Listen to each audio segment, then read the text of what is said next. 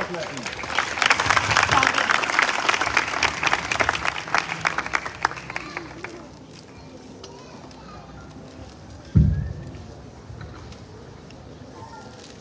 यीशु के जिंदा जलाली बाबरकत नाम में आप सबकी सलामती हो। मैं खुदावंद का शुक्र अदा करता हूँ कि खुदावंद के नाम के जलाल के लिए मुझे यहाँ पर इस्तेमाल कर रहा है। मैं बेहद मशहूर हूँ। खुदा के खादम, खुदा के मंसूर, खुदा के सूरमा, मेरी मुराद अली जनाब अशरफ वसीमुल्लाह फखर साहब, जिनको खुदा कसरत से अपने जलाल के लिए इस्तेमाल करता है और कर रहा है। और फिर हम ये देखते हैं कि ये यूहन्नाबाद का जो इलाका है, ये क्रिश्चियनिटी की मिसाल दी जाती है कि यहाँ पर क्रिश्चियंस बड़ी तादाद में रहते हैं। और ये भी कहा जाता है कि यूहन्नाबाद जो है ये एशिया की सबसे बड़ी मसीही आबादी है। हम इस बात के लिए खुदा का शुक्र अदा करते हैं कि पिछले 20 साल से यहाँ पर ईस्टर पे ये कन्वेंशन का इनेकाद किया जाता है। कुछ लोग ईस्टर कहते हैं, लेकिन मैं इसे ईद क़यामतुल मसीह कहता हूँ, क्योंकि यीशु जो जी उठा उसकी हम ईद मनाते हैं। हालेलुया। तो इस बात के लिए हम खुदा का शुक्र अदा करते हैं। आज इस कन्वेंशन की निस्बत से हम सिर्फ ईद क़यामतुल मसीह ही नहीं मना रहे, बल्कि आज हम अपनी क़यामत को भी सेलिब्रेट करते हैं। जब हम मसीह यीशु के साथ मसलूब होते हैं तो फिर जरूर है कि उसके साथ हम जी भी उठते हैं। हालेलुया। तो हम अपनी क़यामत भी सेलिब्रेट कर रहे हैं। क़यामत का मतलब दुनिया समझती है, क़यामत का मतलब आओ नाला है, क़यामत का मतलब रोना है, क़यामत का मतलब चलाना है, क़यामत का मतलब रोजे हिसाब है। लेकिन क़यामत का मतलब है जी उठना। और आज हम इस निस्बत से जो आज ईस्टर कन्वेंशन है, इसका मतलब यही लिया जा सकता है, अखज़ किया जा सकता है कि हम ईद क़यामतुल मसीह मना रहे हैं, यीशु मसीह के जी उठने की ईद मना रहे हैं। आज अभी बहन ने हवाला पढ़ा, मरकजी आयत जो है हमारे सामने, कि चुनाचे मैंने सबसे पहले तुमको वही बात पहुंचा दी कि मसीह किताब मुकद्दस के मुताबिक हमारे गुनाहों के लिए मुआ, और फिर अगली आयत क्या कहती है, और दफन हुआ और तीसरे दिन किताब मुकद्दस के मुताबिक जी उठा। अब यहां पर जो सबसे अहमियत की हामिल बात है वो क्या है? ये दो आयत मरकजी आयत के तौर पर हमारे सामने है, और इन दोनों आयत में जो चीज सामने आ रही है वो ये है कि किताब मुकद्दस के मुताबिक हम जिस चीज को फोकस करने जा रहे हैं वो है किताब मुकद्दस के ऐन मुताबिक खुदावंद ने अपना हर प्रोग्राम किताब मुकद्दस के मुताबिक पेश किया है। जब से दुनिया बनी है, खुदा का अपना एक प्लान है, वो अपने कलाम के मुताबिक वैसे ही करता है। पहले ऐलान करता है, फिर उसमें इंप्लीमेंट करता है। इस आयत के मुताबिक भी खुदावंद यीशु मसीह की पैदाइश से लेकर खुदावंद यीशु मसीह के आसमान पर चढ़ जाने तक के अमल को किताब मुकद्दस के ऐन मुताबिक किया गया है। खुदावंद यीशु मसीह इस दुनिया में आने से कबल जो नबूवतें हुई, जो नविश्ते लिखे गए, जो पेशन गोइयां हुई, वो किताब मुकद्दस के ऐन मुताबिक उन्हें पूरा करने के लिए इस दुनिया में आया, और इस दुनिया में रहते हुए उसने बाप की मर्जी को पूरा किया। और हम जानते हैं कि कलाम ही मुजस्सम हुआ और कलाम हमारे दरमियान रहा, और कलाम को हमने ऐसे देखा जैसे बाप के इकलौते को। हम लोग being a Christian, being a मसीही, हम क्रिसमस भी सेलिब्रेट करते हैं और ईस्टर भी सेलिब्रेट करते हैं। ये दो बड़े त्यौहार हैं जो हम सेलिब्रेट करते हैं। एक खुदावंद यीशु मसीह के पैदा होने का दिन, और एक उसका जी उठने का दिन, जिसे ईद क़यामतुल मसीह कहते हैं। जब बाइबल मुकद्दस और आंख उल्टाए जाते हैं, उनका मुताला किया जाता है, तो हम ये देखते हैं कि दो अंजील हैं, जो मत्ती रसूल की अंजील है और लूका की अंजील है, जिसमें उसकी पैदाइश के बारे में बयान किया गया है। लेकिन जब हम खुदावंद यीशु मसीह की मौत के बारे में देखते हैं, मसलूबियत के बारे में देखते हैं, उसके दफन होने और मुर्दों में से जी उठने के बारे में देखते हैं, आसमान पर चले जाने के बारे में देखते हैं, तो फिर चारों नाज़ील में उसका जिक्र है, फिर अमाल में भी उसका जिक्र है, फिर खतूत में भी उसका जिक्र है, और फिर आखिरी किताब मुकाशफा में भी जिक्र है। मसीहियों के लिए यह सबसे बड़ी बात है कि खुदा के रसूल भी गवाही देते हैं, और आखिरी किताब जो है मुकाशफा, जिसका मुसन्निफ खुद खुदावंद यीशु मसीह है, मुकाशफा पहला बाब जो है उसकी 17वीं और 18वीं आयत में वो कहता है, वो खुद अपनी गवाही देता है कि मैं मर गया था, अब मैं जी उठा हूं और अब्दुल्लाबाद तक जिंदा रहूंगा। आज दुनिया के माबूद मनोमन मट्टी के नीचे दफन है, लेकिन मेरा और आपका यीशु जिंदा है, उसकी कब्र आज इस दुनिया में खाली है और अब्दुल्लाबाद तक खाली रहेगी।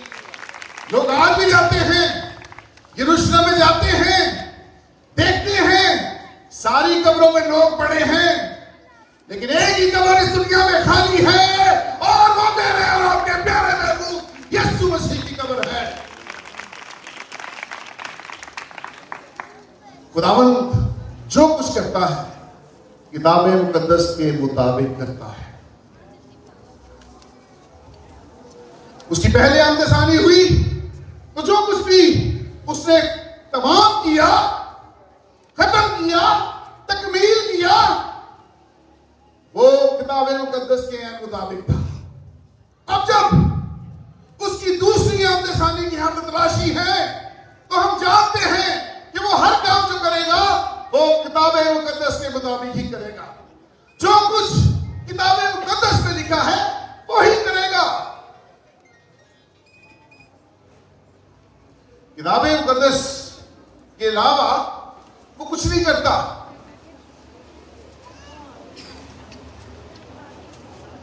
किताब मुकद्दस के बरक्स अगर कुछ हम देखते हैं, कुछ हमारे सामने आता है, तो वो इंसानी हिकमत पर इत्तका करने के सबब से आता है। बाज़-औक़ात हम अपनी हिकमत पर इत्तका करते हैं, हम कलाम की तफसीर गलत करते हैं, हम कलाम को बढ़ा चढ़ाकर बयान करते हैं, हम अपनी अपनी पोजीशनों का ख्याल करते हुए डिनोमिनेशंस में बटे हुए लोग अपने अपने अकीदे के मुताबिक जो हमें अच्छा लगता है उस तरह से बाइबल को प्रीच करते हैं, टीच करते हैं, हजम करते हैं। ये रवायात हैं, इनका इंसार इंसानी हिकमत से जुड़ा है। हम अपनी हिकमत में इत्तका करते हैं, हम समझते हैं हम ज्यादा बड़े स्कॉलर्स हैं, हम कुछ ऐसी तालीमात देना शुरू कर देते हैं जो बाइबल से हम साबित नहीं कर सकते।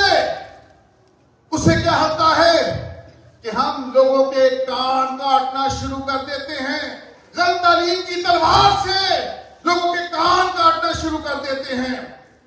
गethsemane बाग में जब खुदावंद यीशु मसीह को पकड़वाए जाने का वक्त आया, तो आपको याद है कि पतरस ने क्या किया? पतरस ने भड़कर क्या किया? सरदार काहिन के नौकर का कान ही काट दिया। अब खुदावंद यीशु ये जानता था कि ये नौकर जो है, ये हैकल में रहकर, क्योंकि सरदार काहिन का नौकर है, जब सरदार काहिन कलाम सुनाता है, कलाम का बीज बोता है, तराइब के सीने पड़ता है, तो ये नौकर इन कानों से खुदा का कलाम सुनता है।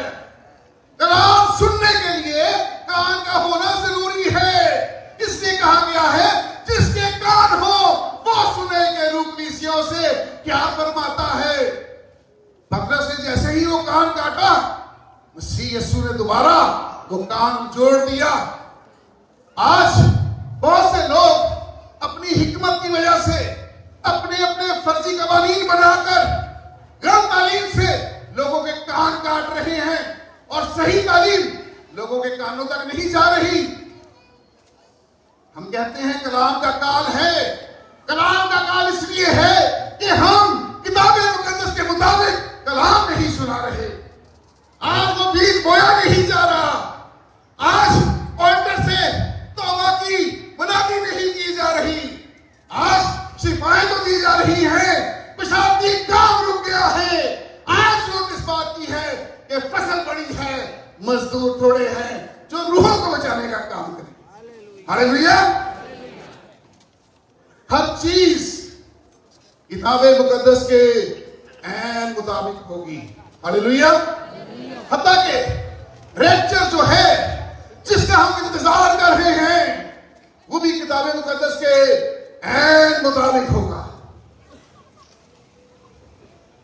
यीशु मसीह जब हैकल में गया तो यीशु ने क्या किया? यशायाह का सहीफा उसका 61 बाब उसकी तलावत की, और जब तलावत कर ली तो यीशु ने कहा कि नविश्ता पूरा हुआ। हालेलुया। यानी जो कुछ किताब मुकद्दस में लिखा है उसका पूरा होना जरूरी है। उसका पूरा होना जरूरी है। यीशु मसीह का पकड़वाए जाने से पहले वो अपने शागिर्दों से सवाल करता है कि लोग मुझे क्या कहते हैं। तो शागिर्द क्या कहते हैं? कहते हैं कि कोई तुझे एलिया कहता है, कोई तुझे यूहन्ना बपतिस्मा देने वाला कहता है, कोई कहता है तू वो नबी है जो आने वाला है। तो यीशु क्या कहता है कि तुम मुझे क्या कहते हो? तो पतरस क्या कहता है कि तू जिंदा खुदा का बेटा मसीह है। बात तो मली नहीं, बात वही तो मली नहीं। पतरस कहता है तू जिंदा खुदा का बेटा मसीह है। तो मसीह क्या कहता है कि ये बात तुझे गोश्त और खून ने नहीं बताई, बल्कि ये बात कैसे पैसा पाक रूह की हिदायत से तुझे मिली है। दूसरे शागिर्द भी मौजूद हैं। पतरस को शाबाशी मिली है, एक शागिर्द को सराहा गया है। थोड़ी देर बाद यीशु मसीह शागिर्दों को अपने पकड़वाए जाने का बताता है कि मुझे पकड़वाया जाना है। यह जरूर है कि इब्ने आदम जो है वो इन लोगों के हवाले किया जाए, ये उसे कत्ल करें। तो पतरस जिसकी थोड़ी देर पहले जिसको शाबाशी मिली है वो यीशु को साइड में ले जाता है और यीशु को जिसका उस्ताद है, जिसका नबी है, जिसका सरदार काहिन है, उसकी मलामत करता है। जब हम खुदा के साथ चलते हैं खुदा हमें बरकतें देता है, लेकिन हमने घुमंड आ जाता है, हमें शाबाशी मिलती है, हमें तकब्बुर आ जाता है और हम यीशु को ही मलामत करना शुरू कर देते हैं। और फिर पतरस क्या कहता है? पतरस कहता है कि हम ऐसा नहीं होने देंगे। तो यीशु क्या कहता है कि ऐ शैतान मेरे सामने से दूर हो जा। थोड़ी देर पहले वही खुदा, वही यीशु उसको शाबाशी देता है, लेकिन जब उसमें घमंड आ जाता है, तकब्बुर आ जाता है, यीशु को ही मलामत करना शुरू कर देता है, तो फिर यीशु से कहता है कि शैतान दूर हो जा। क्योंकि यीशु को पता है ये कलाम का हुक्म है, ये किताब मुकद्दस में लिखा है कि जरूर है कि वो उसको उनके हवाले करे और वो उसे मौत के हवाले किया जाए। ये कलाम के मुताबिक था और खुदावंद यीशु मसीह बाप की मर्जी को पूरा करने आया था।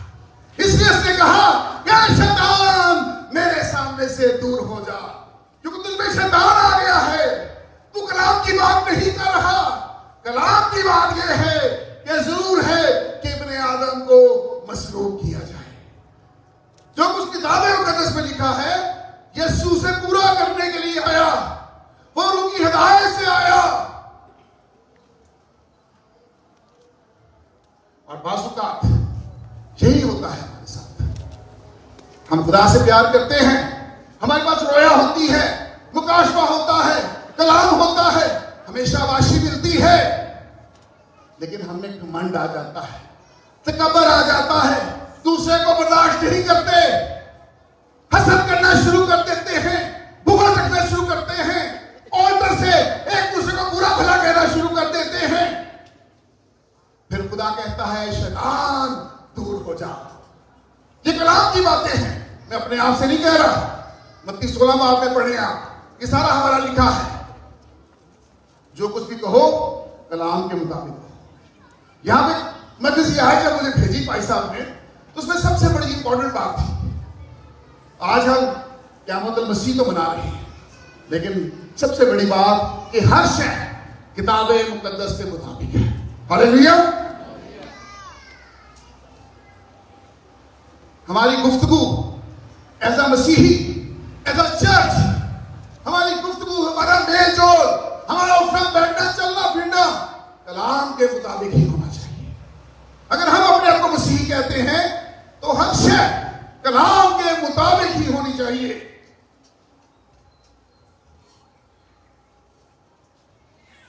पैदाइश से लेकर आसमान पर चढ़ जाने तक हर एक चीज किताबे मुकद्दस के ऐन मुताबिक। हालेलुया। पैदाइश के वक्त जब यीशु मसीह पैदा हुआ तो हम सब जानते हैं, जब क्रिसमस के प्लेस होते हैं, हम देखते हैं कि 3 मजूसी पूरब से उसे सजदा करने आए। ये तो ध्यान से सुनिएगा।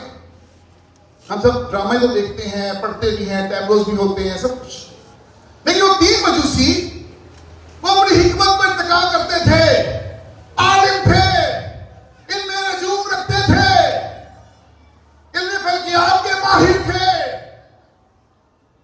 और अपनी हिकमत पर इत्तका करते थे। उनके इमाम ने बताया था कि ये सितारा किसी बादशाह के पैदा होने की इलामत है, और वो अपनी हिकमत पर चलते चलते बादशाह के महल तक पहुंच जाते हैं, हेरोदेस के महल तक पहुंच जाते हैं और महल पर जाकर दस्तक देते हैं। जब हम अपनी हिकमत पर इत्तका करना शुरू कर देते हैं, अपनी सोच से चलते हैं, किताबें मुकद्दस के मुताबिक नहीं चलते, तो फिर हम गलत जगह जाकर नॉक करते हैं, गलत जगह जाकर दस्तक देते हैं, और उस गलत दस्तक की वजह से लाखों लाख बच्चे जो हैं वो कत्ल कर दिए गए, क्योंकि उनकी अपनी हिकमत थी। बशारती पैगाम उन्हें नहीं मिला था, बशारती पैगाम सिर्फ राय रास्त गडरियों को मिला था। उन्होंने अपनी हिकमत पर इत्तका किया, खुदा के कलाम की आवाज नहीं सुनी। हेरोदेस ने क्या किया, उसने सरदार काहिनों को, फकीह फरीसियों को बुलाया, शरा के आलमों को बुलाया, उनसे पूछा कि यहूदियों का बादशाह कहां पैदा होगा। उन्होंने कलाम खोला और बयान किया। जब कलाम से पता चला, फिर सही जगह पर गए। कलाम ने ही गाइड किया, कलाम ने ही सही जगह पर पहुंचाया। अपनी हिकमत से वो गलत जगह पर नॉक कर बैठे थे। वहां पे वो समझते थे कि बादशाह महल में ही पैदा होता, लेकिन वो यीशु महल में नहीं था।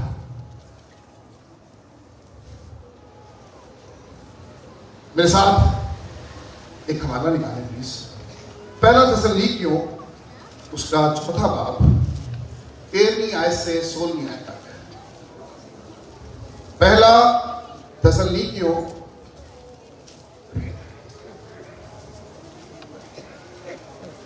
इनके पास किताबें मुकद्दस है, इसको निकालें।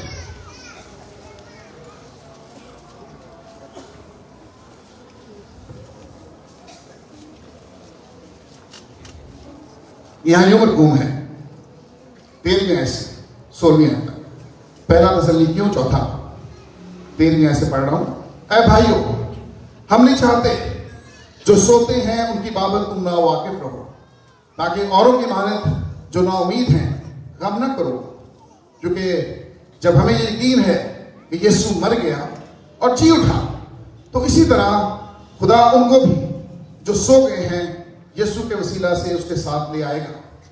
चुनाचे 15वीं आयत, चुनाचे हम तुमसे खुदावंद के कलाम के मुताबिक कहते हैं,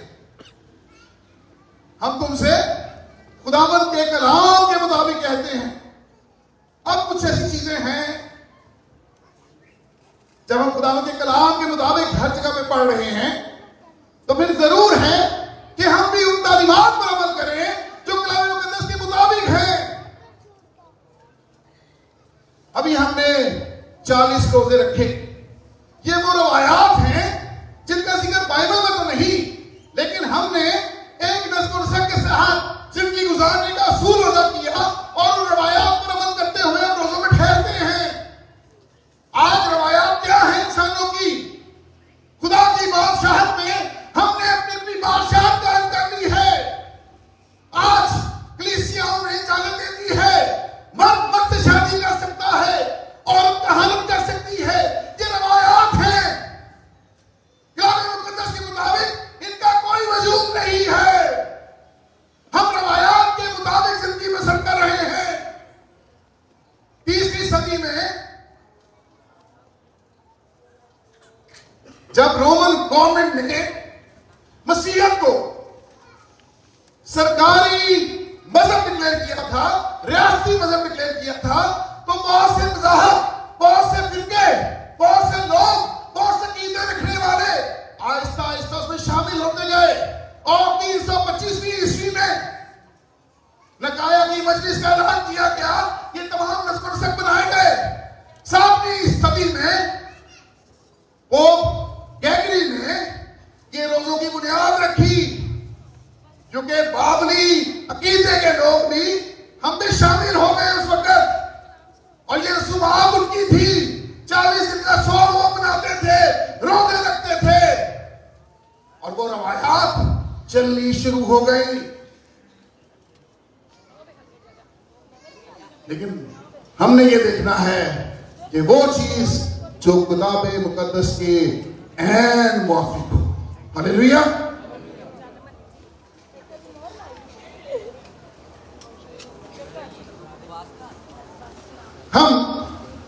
मैंने जो बात की कि हम आज अपनी क़यामत भी सेलिब्रेट कर रहे हैं, वो क्यों? हम आज अपनी जो क़यामत है वो सेलिब्रेट कर रहे हैं, क्या वजह है, क्यों कर रहे हैं? कोई बता सकता है? क्योंकि रसूल कहता है कि मैं मसीह के साथ मसरूफ हुआ हूं, अब मैं जिंदा ना रहा बल्कि मसीह मुझ में जिंदा है। जो इंसान मसरूफ हो जाता है, क्या वो किसी का बुरा सोच सकता है, किसी को बुरा कह सकता है, किसी की चुगली कर सकता है, किसी से हसद कर सकता है, कोई मारे उसे मार सकता है?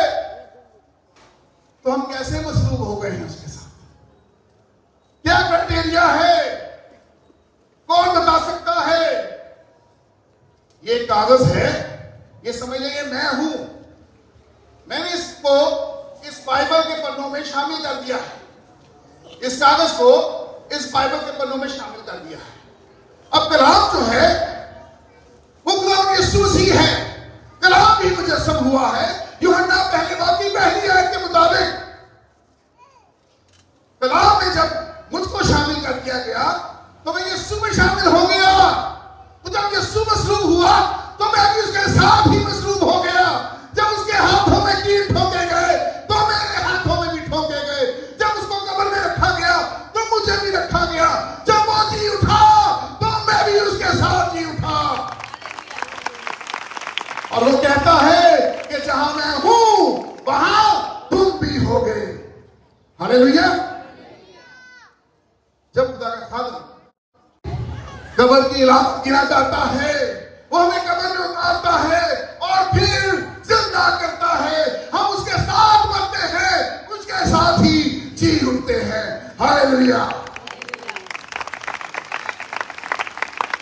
और रसूल क्या कहता है कि हम जितनों ने मसीह यीशु में शामिल होने का फैसला लिया, उसके मौत में शामिल होने का प्रतिष्ठा लिया। हालेलुया, हालेलुया, हालेलुया, आमीन। आज क्या हम देख रहे हैं?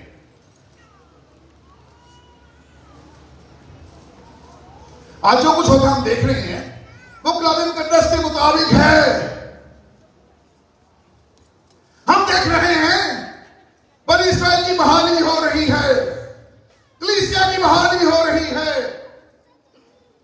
दुनिया में जो आफतें आ रही हैं, लोग कोरोना से करोड़ों की तादाद में मर गए, सुनामी से मर गए, अर्थक्वेक से मर गए, बीमारियों से मर गए, वबाओं से मर गए। ये सब किताब मुकद्दस के ऐन मुताबिक है। 14 मई 1948 को इस्राएल आजाद होता है। किस डेट को? 14 मई 1948, पाकिस्तान की आजादी के 1 साल बाद। और दुनिया भर में जहां जहां तितर बितर यहूदी थे वो वापस इस्राएल का रुख करते हैं। ये सब कलाम मुकद्दस के मुताबिक ही हुआ। 2 नवंबर 2017 को अमेरिकी सदर डोनाल्ड ट्रंप ने यरूशलेम, जो कभी इस्राएल का दारुखिलाफा हुआ करता था, अब नहीं था, अब तेल अवीव उसका दारुखिलाफा था, दोबारा डिक्लेयर किया। 2017 में कि हम अपनी एम्बेसी जो है, अपना सफारतखाना जो है, वो यरूशलेम में लेके जा रहे हैं ताकि यरूशलेम को दोबारा इस्राएल का दारुखिलाफा बनाया जाए। दारुखिलाफा जिन मुल्कों में होता है वो इस बात का सिंबल है कि वहां पे उस मुल्क की राजधानी है, वहां पर तख्त है, वहां पर पावर है, वहां पर वजीर आजम का प्रेसिडेंट बैठता है। पाकिस्तान का दारुखिलाफा इस्लामाबाद है, इंडिया की राजधानी न्यू दिल्ली है, वहां पर उनका प्रेसिडेंट और प्राइम मिनिस्टर बैठता है। अमेरिका का दारुखिलाफा वाशिंगटन डीसी है, व्हाइट हाउस वहां पर है, वहां पर प्रेसिडेंट ऑफ अमेरिका बैठता है। दारुखिलाफा वहां पर तख्त लगता है। और ये खुदा के कलाम के मुताबिक है। किससे कबल कि मेरा और तेरा और आपका प्यारा यीशु मसीह, हमारा महबूब दुल्हा इस दुनिया में आए। तमाम काम मुकम्मल होना जरूरी है। जो कुछ बाइबल में लिखा है उसका पूरा होना जरूरी है, क्योंकि कलाम में लिखा है कि जब जिब्राइल फरिश्ता मरियम के पास आया था तो उसने कहा था कि तेरे बेटा होगा, बेटा हुआ। और ये भी कहा था कि वो दाऊद के तख्त पर बैठेगा और याकूब के घराने पर 1000 साल बादशाही करेगा और उसकी बादशाही का आखिर ना होगा। इससे कबल कि यीशु आए, यीशु ने पाकिस्तान में नहीं आना, अब अमेरिका में नहीं आना, जापान में नहीं आना, लंदन में नहीं आना, उसने यरूशलेम में आना है। उसी तख्त पर बैठना है जो दाऊद का तख्त है, ना इब्ने दाऊद जिसका इंतजार यहूदी कर रहे हैं, उसने आकर उसी तख्त पर बैठना है। ये कलाम के मुताबिक है। जो कुछ हो रहा है, जो कुछ होता नजर आ रहा है, ये मनगढ़ंत कहानियां नहीं है। अगर हमने देखना है कि दुनिया किधर को जा रही है, दुनिया के क्या हालात हैं, तो फिर हमें इस्राएल की तरफ देखना होगा। इस्राएल को दुनिया का क्लॉक कहा गया है, घड़ियाल कहा गया है, और यरूशलेम को नाव कहा गया है। हालेलुया।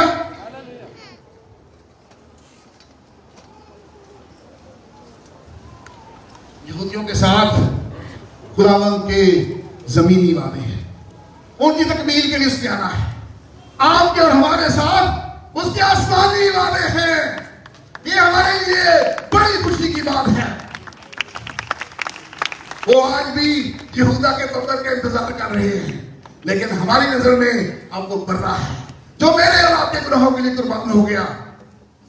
और मुकाशवा में हम देखते हैं कि 24 बुजुर्गों चांद दानों में वो क्या दिखता है कि एक सभा किया हुआ बड़ा खड़ा देखता है, और बड़े लोग कत्ल करते हो, सभा करते हो, और खड़ा नहीं जला सकता। एक ही बड़ा है जिसने मौत पर कब्र पर फतह पाई है, जिसकी कब्र खाली है, वही जिंदा है, वही आएगा और हम सबको लेकर जाएगा। इसलिए वो खड़ा है, वो सभा होने के बावजूद भी खड़ा है। हालेलुया। अब जो नेक्स्ट इवेंट होने जा रहा है वो रैप्चर है, जो किताब मुकद्दस के ऐन मुताबिक है। हालेलुया। 15वीं आयत तक हमने पढ़ा है। पहला तसल्लीकियों 4 बाब 13वीं से 16वीं आयत मैंने कहा था, 15वीं तक पढ़ लिया है। 16वीं आयत मेरे साथ देखिए। क्योंकि खुदावंद खुद आसमान से ललकार और मुकर्रम फरिश्ता की आवाज और खुदा के नरसिंगे के साथ उतरेगा, और पहले तो वो जो मसीह में हुए जी उठेंगे, फिर हम जो जिंदा बाकी होंगे उनके साथ बादलों पर उठाए जाएंगे। हालेलुया।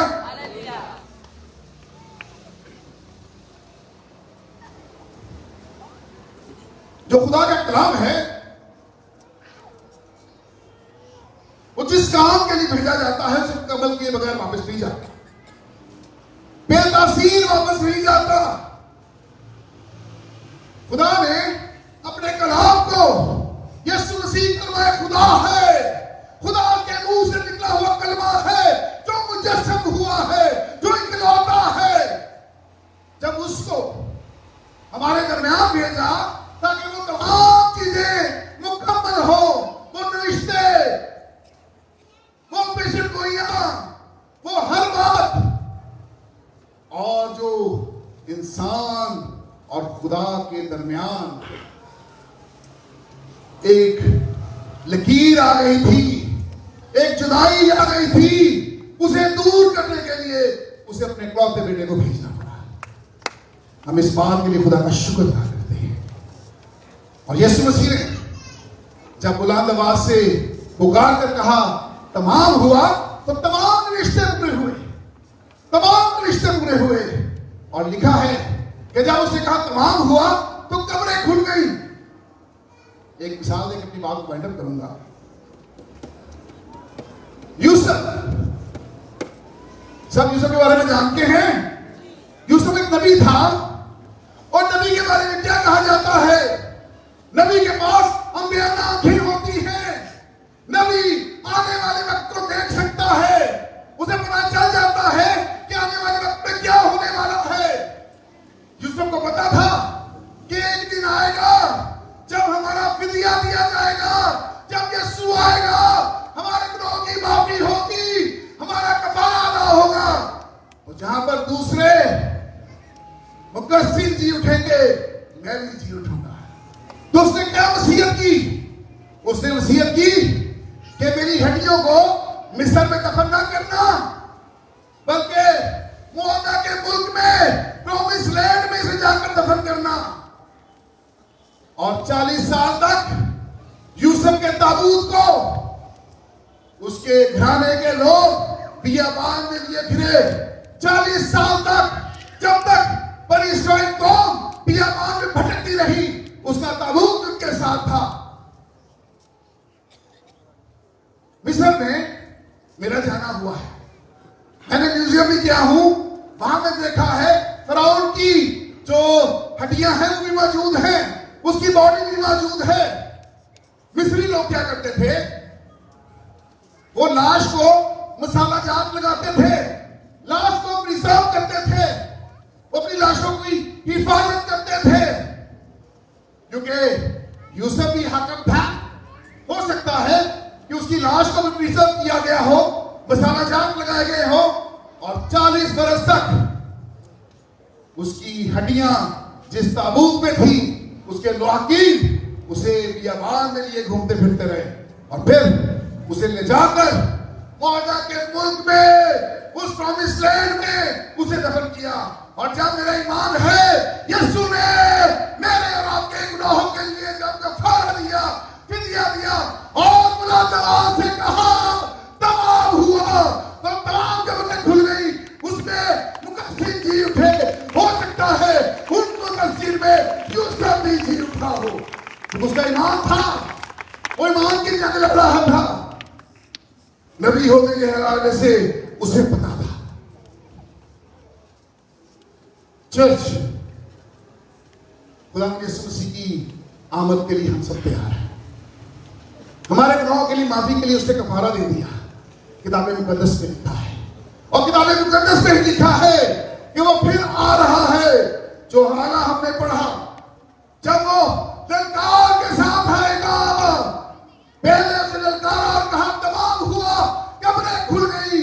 जब वो फिर ललकारेगा, फिर कब्रें खुल जाएंगी। जब मुकर्रम फरिश्ता अब्दुल्लाह से पुकारेगा, तो मुकद्दस जी उठेंगे, और जब नरसिंह का फूका जाएगा, तो इसका मतलब है कूच का वक्त आ गया है। जब कूच का वक्त आता है, नरसिंह का फूका जाता है। क्या वक्त आ गया है? यहां से कूच करना है, यहां से चले जाना है। वो अपनी दुल्हन को यहां नहीं छोड़ेगा, बल्कि अपने साथ ले जाएगा। हालेलुया। लेकिन उसके लिए जरूरी है कि जैसा दुल्हा है, दुल्हन भी वैसी ही होनी चाहिए। वो डिनोमिनेशन को लेने नहीं आ रहा, वो सेमिनारियों को लेने नहीं आ रहा, वो अपनी दुल्हन को लेने आ रहा है। क्योंकि जैसा दुल्हा है, वो बेऐब है, बेचुरी है, बेदाग है। जरूर है कि उसकी दुल्हन भी बेऐब, बेचुरी और बेदाग हो। मेल को यही होता है, अदरवाइज शादी नहीं होती। कवारियां तो सारी हैं, सब तैयारी कर रही हैं, अक्लमंद भी कर रही हैं और नादान भी कर रही हैं। सारी डिनोमिनेशंस तैयारी कर रही हैं, सारे चर्चेस तैयारी में लगे हैं, लेकिन वो सबको साथ लेकर नहीं जाएगा। सिर्फ अक्लमंद कुआरियां ही ज़ियाफत में दाखिल होंगी। और लिखा है कि जब वो अक्लमंद कुआरियां ज़ियाफत में दाखिल हो गई, तो फिर क्या हुआ? खुदा ने ज़ियाफत का दरवाजा अंदर से बंद कर दिया, और फिर लिखा है कि उसके बंद किए को खोल नहीं सकता, और उसके खोले हुए को कोई बंद नहीं कर सकता। फिर आप जितना मर्जी पुकारे, चलाएं, फिर वो दरवाजा नहीं खुलेगा। अब आज इस कलाम की निस्बत से दरवाजा खुला है। वो कलीसिया को लेने आ रहा है, और ये मैं नहीं कहता, ये खुदा का कलाम कहता है। वो जल्द आने वाला है। जिन चीजों के बारे में हमने सीखा, दुनिया में वो चीजें हो रही हैं, होती चली जा रही हैं। वक्त नजदीक है, इससे कबल कि वो आ जाए और ज़ियाफत का दरवाजा बंद हो जाए। कलीसिया, चर्च, हमने अपने आप को तैयार करना है, क्योंकि मेरा और आपका प्यारा महबूब हम सबसे प्यार करता है, और वो हमें नहीं किया रहा है। खुदा आपको ब्लेस करे। आमीन।